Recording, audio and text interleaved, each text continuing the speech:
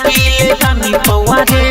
चोली पलुटा दोनों मारी पंसवा रे चोली पलुटा दोनों मारी पंसवा रे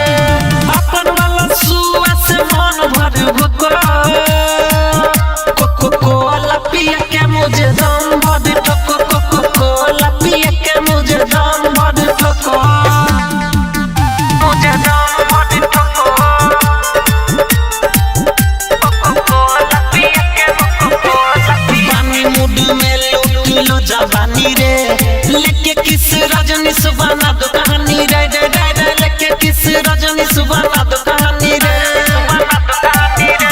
तो पानी मूड में लूट लो जवानी रे